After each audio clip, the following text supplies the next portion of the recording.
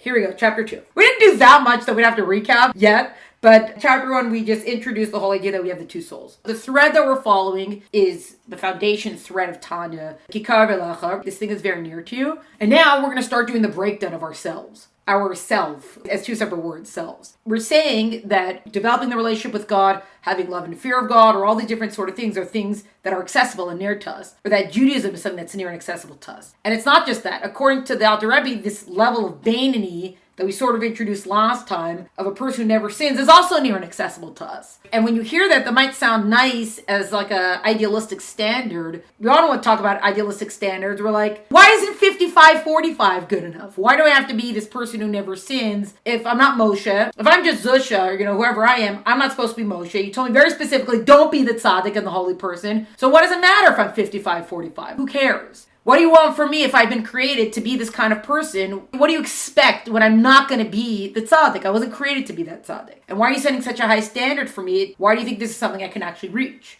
We're going to the beginning, then we're going to do the breakdown of it. We have to break down ourselves, see how we function, see what's going on inside of ourselves. Not just because, that I understand how all these things work, but also to understand the capacities that we've been given and to realize that the standard that the Alter Rebbe set for us, saying, you could be this Beinoni who never sins, matches very much with our makeup. For most of us, we're kind of going through life. It's like if someone gets a brand new smartphone and then they're only using it to make phone calls. If anybody was around during the Motorola Razr years, that's what we had those for. That was the basic flip phone that was considered cool then. Or the StarTech. That was like one of the first flip phones ever. And it was considered so cool because it was a flip phone. And it was skinny enough, but not by today's standard, but it was skinny enough to not look like a dinosaur brick that you're walking around with. We're basically saying we've all been designed as a supercomputer, a handheld supercomputer, and we're walking around using ourselves to make phone calls, and we have a much greater capacity than that. Some people are happy to make phone calls on their smartphone, but then you're not using it the way it could and should be used. So that's part of also why we have to do this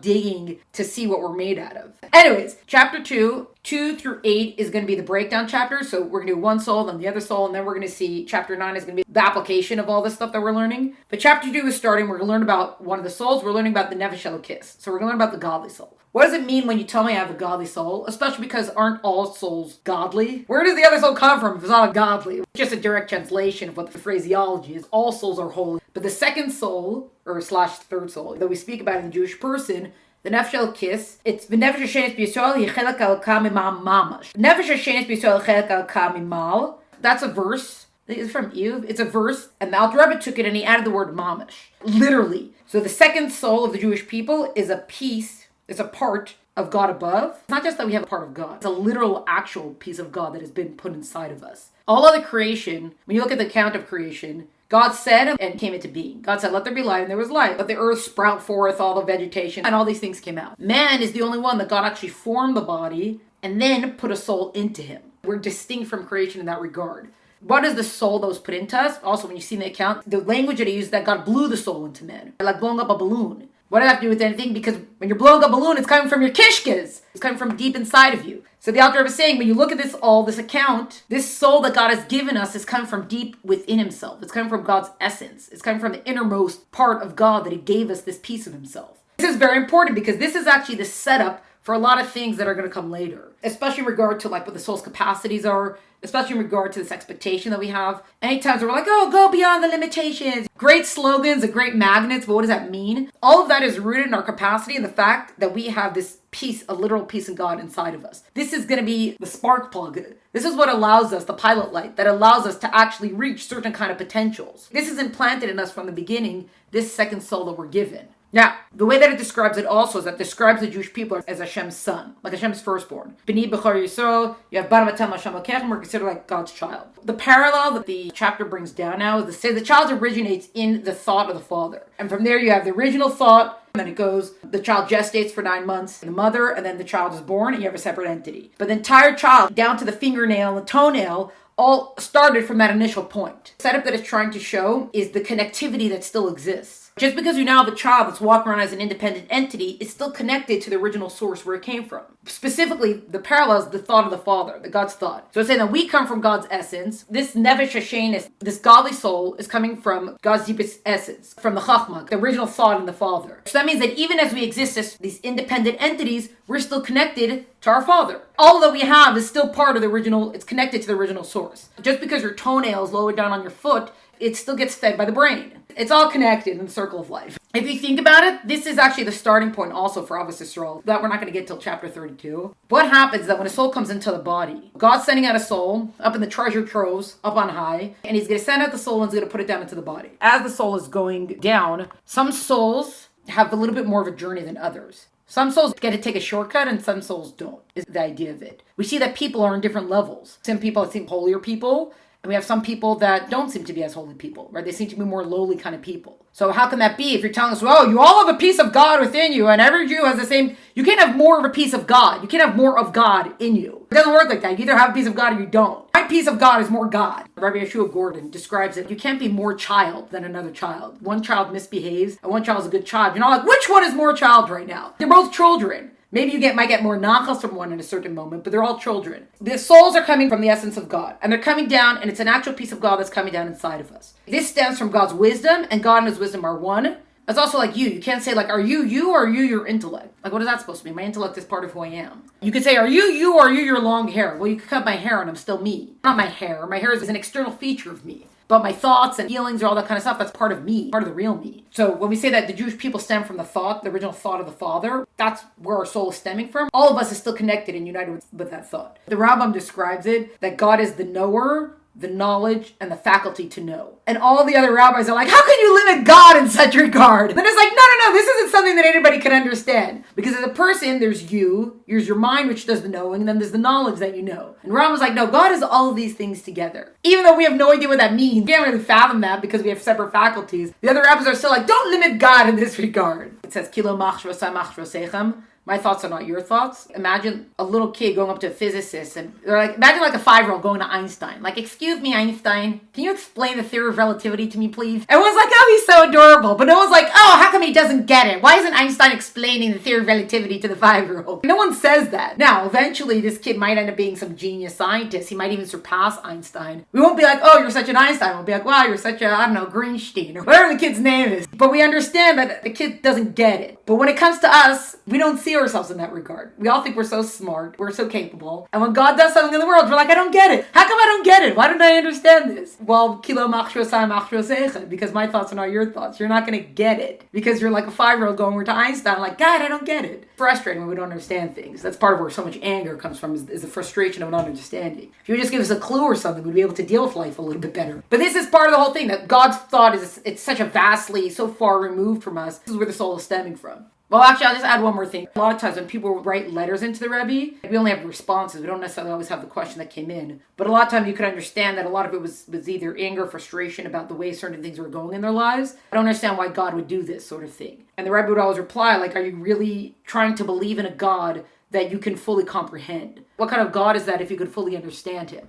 Even if you think you're the smartest person in the room right now, and you're like, okay, so because I'm the smartest person, God can be whatever I can understand. There's a lot of people out there that are way smarter than you. Okay, so it's going to be a God that he can fully understand. That's going to be the God we're going to understand. But, we don't know who's yet to come or has been. It's always going to be the smartest guy in the room, but that's only a human intellect God. I just add that in now because it's kind of important for us to plant this, but we actually get way more into this in some of the later 20s. But it is something to bear in mind. So often when we're getting upset and frustrated about the way things go in life, a lot of it's just because we don't understand. We don't have answers. It's much easier to deal with stuff if you at least understand it. But how much can we fully understand when we're talking about infinity and we're so finite? Oh, I don't understand what God's up to. Well, that's because you're not God. That's because you're a person. Nothing to do with being bad or evil or a sinner. It's just because we don't get it. We don't have the mental capacity to get it. Anyways, going back to all this. The souls are starting within God. We all have an equal piece of God, and no child can be more child than another. Why do we have so many different kinds of people in the world? We have people that seem holier than other people. Moshe Rabbeinu, we have great leaders and great Rebbes and all this sort of stuff. We have a Zusha, and even Reb Zusha Vanapol was a very great individual. And then we have the rest of us who are kind of ambling along.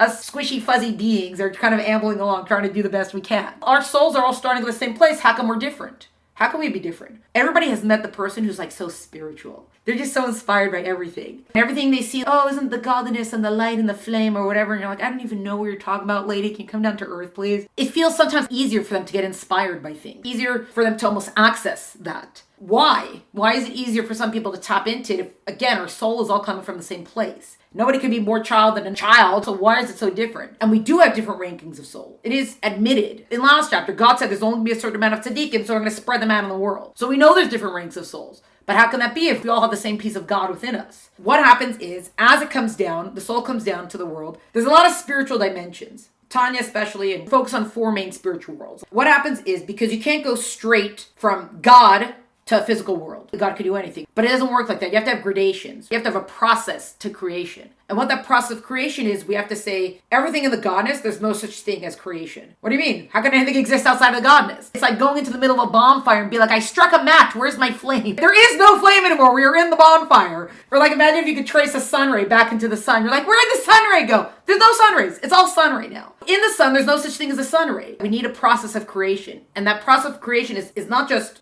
because God needs that key instructions to assemble a world. That's not what it is. It's that we have to allow for this idea of creation to even come about. Our first of the 4 main worlds is called the world of Atzilus. Etzel means close to, next to. They call it the world of emanation. We're actually going to see these worlds often in Tanya. Imagine if you're in the sun, that's the first step of getting to like the surface of the sun. That's like the glow around the sun almost. That's the first idea that there might be such a thing as creation, but we still haven't even gotten to creation at this point. We're still too close to the sun for anything to exist as an entity. We're too much in the sun for there to be something separate. The match is still on the bonfire. There's no such thing as a separate flame. It's too close. But we're starting the process. We have to introduce this idea of creation. Then we have the next world, the world of Bria. Come from the word of bara, Beis Resh Aleph, Bereshis, the world of creation. That is the first world where the whole idea of creation can actually start to take form. The higher level of angels are actually in this world. They're not in the world of Atzilus, they're in the world of Bria. Some of the angels that serve God on a higher level, which you gotta wait till the 30s and 40s till we get to this. Then we have the world of Yetzirah, the world of formation. That is the world where creation can actually start to take form. And that is the world where most angels actually hang out in that world. And then we have the world of Asiya action. That's this world. Well, there's a spiritual Asiya and a physical, whatever. But we'll just say this world is Asiya. This is the world where we can actually have independent entities walking around thinking that they're independent entities. We're all still connected to the godness. We're all still part of the godness and formed by the godness. And we're not really independent entities, but we're far enough away now to think that we are. We are like the sun ray that's shining down on Earth right now. We're connected to the source. We don't see that we're still part of the source. If you ever think about it, if you trace a sun ray, we lose sight of a sun ray. Like the naked eye loses sight of the sun ray at a certain point. But it has to still be going all the way through space back up to where the sun is, all the billions and gazillion miles away. But we don't see it at a certain point. So we're just like, oh, look, a sun ray, and like, oh, look, there's the sun, whatever. But our concept of depth and perception is so off. We really start to think about it. I've actually seen another example of this. I think it was in maybe like one of the Hasidic heritage shows or something had it, where it describes it like, let's say someone wants to build a house. Right? So first you're like, there will be a house. That's it. That's the entirety. So that's like the first world. Okay, well, what kind of house do you want? Do you want it to be a ranch style? Do you want to have a mansion? Do you want to have a little hut? A totally recyclable house? What's your house going to look like? That's the next world. We still haven't built the house yet. We're just developing the concept of a house.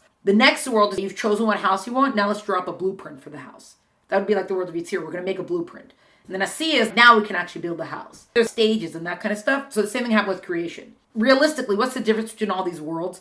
Because we're talking about spiritual worlds. You're not going to take a telescope and find these worlds. They're spiritual. They're without dimension. They take up no space. So it's not like, oh, that's where that one's located. So what's the difference between them? The difference between them is their sensitivity and their ability to tap into spirituality. Godliness is much more evident in the higher worlds. We describe it as a higher world, not as something geographic and not as something measurable, but as something where godliness is more evident. That's what we mean by higher in spiritual terms. Or even holier. Holier is godliness is more evident. So the world of Atzilus, there's so much godliness there, it almost doesn't even exist as a world. Or as this dimension, as a spiritual plane, it almost doesn't even exist. Godliness is so much. And as the worlds go lower and lower, the godliness gets contracted so that we can come into existence. So the souls that are coming into the world are going to go through this process. They have to go through the journey to get into the body. Some souls get to take the direct train to Manhattan. So they go into the world of Atzilus, and then boom, you go to the body from there. That is a soul with a much higher level of spiritual sensitivity. That is a soul that because it didn't have to go through so much of the process, it's easier for it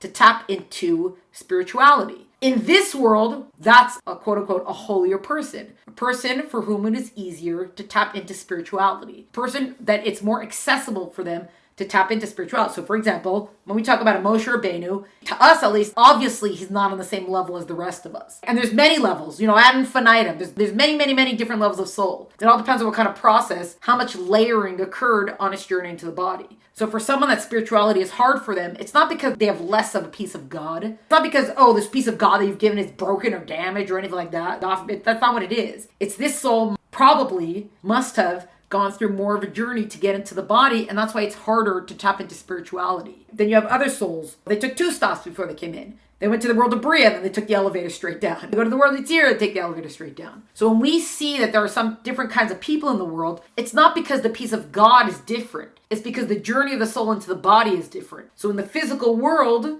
that affects our ability to tap into spirituality and to tap into the godliness and to the godness. Now, 2 very important points for this. Number 1, again, this is how you can see where the root of officer soul comes from. You say, that person's so much better or worse, whatever. No, we all have the same Father and we all have the same God piece. So it's not because someone's more superior to somebody else. Number 2 is that we see it for ourselves. Why is it harder for me? Is it because I'm a sinner? I'm a terrible person? Because blah, blah, blah? All these reasons why spirituality is harder for me? No, it's not why. It's because your soul went through a different journey getting into your body. And realistically, something that we always have to remember is that we don't know. We have no idea of the soul that another person has. Especially most of us. There could be a person who might not seem to be living the greatest spiritual life, but it could just be because they haven't tapped into it yet. That doesn't mean their soul is any higher or lower than anybody else's soul. We don't know. And it's so important for us to remember, because going all the way back to the Baal Shem Tov, we used to show so much love to simple people, and all the people, what are you doing? Why are you doing this? You don't know. You don't see their souls. I think a story happened with the Rebbe Rashab, that one of his Chassidim was a jeweler. So he sort of asked the Rebbe Rashab, you spend so much time with all these people. They're beneath your time. Why would you spend so much time with them? The answer is you're a jeweler. Okay, what do we got? So he took out some of his diamonds, and he showed them to the Rebbe.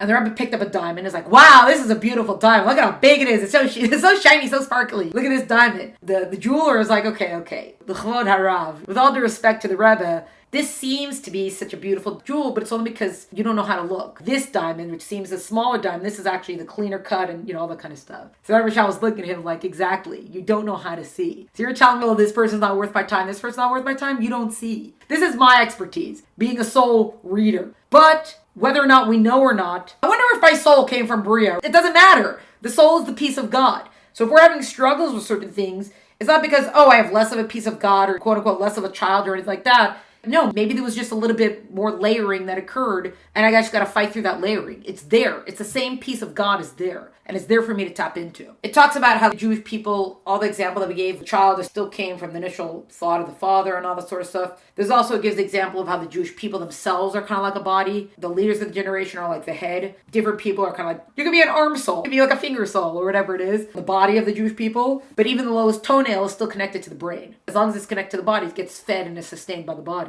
So even someone might seem like they're a lowly Jew, quote unquote a lowly Jew, they're still part of the body of the Jewish people. And they're still sustained by the body of the Jewish people. You have even people who reject it. That's where we have the original idea of derech hacharayim, which means kind of behind the back. You give somebody a present, you're like, here, take this beautiful gift. You're gonna chuck it over your shoulder. Here you go. So the person gets it, but it's all in how they get it. Just because someone's quote unquote rebelling against the system, they're still part of the body. So they might be tapping into the spiritual sustenance that they're getting, is they're tapping into it in a different kind of way, but you can't run. You can't run, you can't hide. Now, we'll go through this just quickly, and then we can wrap up with the other point here. It mentions here, it does sort of return to these, not as much, but we'll just put it here also, that it talks about how there's 5 levels to the soul. Nefesh, it's the life force of action, physical action. You have the level of ruach, the life force of emotions. By emotions, by the way, we don't just happiness and sadness. The level of neshama, which gives life to the intellect, the intellectual capacities that we have. Those 3 levels of the soul are within the body. There are 2 levels of the soul that are such high levels that they kind of hover above the body. They don't even enter the body because it's too much. They're on too high of a spiritual level to go in. Chaya, that's a level where we see it says nullification of ego. That's the place of where that can occur. And then you have Yechida, which is the essence of soul. That's where we can reach the level of self-sacrifice. I saw it somewhere, but now I don't remember where I saw it. There's something about when you get an epiphany, you're trying to figure something out, and then you get this epiphany of some sort of creative epiphany or like whatever it is. There's this idea that it's the level of Chaya, or Yechida, has been shown something in the higher spiritual realms. Up there, you gotta grab it. But there is, even though these 2 levels hover above us, they hover above us because they're untouchable. They can't be tainted by the world that we live in. Versus these other 3 levels, the action, emotion, and intellect, can definitely be affected by the world that we live in. The chapter actually ends off talking about how And the Zohar talks about the necessity of holiness in the creation of a child. If you're like, oh, Torah is just about living a moral life, well, why does it have to be everywhere? And even in the bedroom, Torah is everywhere. Well, because everything we do matters. And everything that we do is important. Even here that is talk about Tasa Mashpacha, all that kind of stuff, in the creation of a child, parents cannot choose what soul they bring down. Oh, if we do all the right hocus pocus, we could get a higher soul. We don't get to choose the souls. One thing that they could affect, though, why holiness in the creation of a child is so important, is they affect what we call the garments of the child. What are the garments? The garments, we can even think about it like the character, the personality traits. Not just the physical DNA, but also kind of like the spiritual DNA. If a child can have, quote unquote, holier garments, you're kind of stacking the deck in their favor. If the child can have the holier garments, I'm going to try to make it easier for you to tap into holiness. I'm trying to make it easier for you to tap into spirituality. That it should be a more natural thing for you to seek out God and unite with God and connect with God. Just because someone seems like they're so holy and spiritual doesn't necessarily mean that their soul is a higher soul. It could just mean that their garments that they have, their character, however you want to phrase it, is programmed that godliness and spirituality is more accessible to them. There's a sikha that talks about Yaakov and Esav. So, Esav's so terrible and Yaakov is so good. And then the whole thing that Yitzchak wanted to give the brachas to Esav and the whole tricking. I think even if Yitzchak, that he's described as being blind, I don't think Yitzchak didn't know what kind of person Esav was. So say, Esav tricked him. Yeah, but commentaries that say that Yitzchak went blind from the smoke of the idolatry, the sacrifices to idolatry. Oh, it must be barbecue again? Yitzchak knew. Yitzchak was a very holy person. Of course Yitzchak had to have known. So why would he still think, I'm going to give Esav the brachos? I don't know which sikh it is, but one particular one that it talks about how Yaakov being a good person, Yaakov ish tam, that was his natural state of being. He had a proclivity toward this sort of behaviors. It's not anything unless you fulfill that, and Yaakov did fulfill that and become Yaakov Avinu. It was more in his nature to be that sort of person. Esav, it was not in his nature to be that kind of person. It was in Esav's nature to be the hunter and all the stuff that he dabbled in. Yitzchak thought, if I give him the brachos, I'm going to now empower him, I guess you could say, and now give him the ability to overcome his nature. And if Esav would have overcome his nature, he could have reached a higher level than Yaakov because it was overriding the nature. Now, you can't say, you're such a troublemaker. That means who knows what your parents did? No, it doesn't work like that. You don't get to judge after the fact. Again, we're not soul readers. Also, in general, most chapters in Tanya are for us to think about for ourselves. Not for us to go around pointing fingers at other people. I'm going to lecture you now on why you're like this. No, that's not what Tanya's for. It's for ourselves. It's just something to bear in mind and keep in mind of why the Torah cares about every single aspect of our lives. Everything has spiritual ramifications and it's important. It actually talks about how Klipa could sometimes still a very holy Shema. It could be born so like a very lowly person. An iconic example is Avram. Who was Avram's father was Terach. Idols are us was Terach. And yet he had a son Avraham. Klipas, and as far as the negative forces in creation, they're kind of hoping, look, we're going to take this very holy neshama. If we kind of shove it in, we'll give it to Terach as a son, and maybe he'll never fulfill his potential. Of course, Avram did. Avram became what his neshama could become. It just shows us. You can't say like, this is a holy person, so of course all the kids are holy. Or this is a not holy person, so the kids can never become holy. No, it doesn't mean anything. Yitzchak had a Yaakov and an Esav. Two different kinds of kids, and they're twins! They were born at the same time! And two totally different kinds of kids. There's multiple lessons to it. Obviously, the bottom line is that we're learning about where this neshama comes from. And all the chapters to come are going to tell us more about what the neshama looks like. It's not an amorphous blob. There's a structure to it. There's capacities to it. In wrap up, number one, the Nefesh Elokis is a piece of God. The literal actual piece of God above. Number two, the fact that the soul has to go through all the gradations till it comes down to the body. The fact that we see that there's so many different levels of souls is not because one soul is more a piece of God or less a piece of God. One person is not a superior person to another person. It's because some souls go through more of a journey getting into the body. And because of that, accessing and tapping into spirituality might be harder for them. Which also, by the way, means that when they do tap into it, it's a bigger deal. When you have the kid who's the troublemaker who finally sits for 5 minutes and behaves, you throw a parade for him. Versus the kid who's always good, he never gets a parade. Why? Because it's so hard for that kid to be good for 5 minutes, so that's why we're going to throw the parade for him. Just because it's harder for someone to tap into spirituality, first of all, it doesn't mean we can't, because we still have the same capacities as everybody else. We have the same piece of God within us. Number three is that this is kind of our basis already for Avos Yisrael. It's our basis to say that we don't know what soul somebody has. We don't know what soul we have, and we don't know what soul another person has. You might even say like, I was born to such holy people, or I was born to such good people, or whatever it is, so I must be such a good person to have such a holy soul. But it doesn't mean anything if you don't fulfill that. Someone could be born with great natural athletic ability, but at a certain point, the people who are actually working are going to surpass them if they're just going to sit up, take advantage of it and never train or practice. We don't know, and we can't look at somebody else to know either. So we can't judge. We all have a piece of God within us. The last thing you could say is that a lot of our ability to access and tap into the godliness, a lot of that is rooted in or affected already from birth. which goes to why the Torah is so concerned with everything that we do, because of the far-reaching spiritual ramifications of our actions. Yeah, that's basically chapter 2. I'll tell you one thing. This is something that's actually it's not in Tanya, but this is something I learned separately. So also, I don't remember, I should actually write where I learned it from. When you think about it, the body of a person formed from the earth. God formed man from the dust of the earth. God said, let there be animals, and then there were animals. The body of a human being is one of the basest of physicality and creation. It's so lowly. The soul, on the other hand, which is this piece of God, is on a level that's even higher than an angel. Because we see angels only come from Bria and Yetzirah. They're not even in Atzilas. And God is above all the spiritual dimensions, of course. So it's at a level that's even higher than that. The slowest piece of creation and this most highest of creation, and they come together. And when we have these two together, and this creates man, that the same way that a soul can give life to what is the most lowliest and base of creation, when we have these together, man can illuminate in even the darkest parts of creation. This physical material world is something that can be illuminated. And when we talk about illuminated, we're talking about shining spirituality. It's something that can be illuminated by this tag team, by this team of soul and body. Can illuminate creation and bring godliness into creation. Even dark and crude corners of creation. There's actually a whole, I'm going to get carried away again. There's a whole other thing about why would the soul agree to come into the body. This is also, we get more into in the later chapters. Against your will you live and against your will you die. Still, the soul has to be put into the body. The soul is coming from this piece of God. It's in a very good place. And also it's like, go to this earth where everything's all confusing. Go into this mushy, squishy human being. You'll be fine. Why would the soul agree to that? Or why does the soul, as soon as you put the soul in, it should technically be like, find any pathway of escape?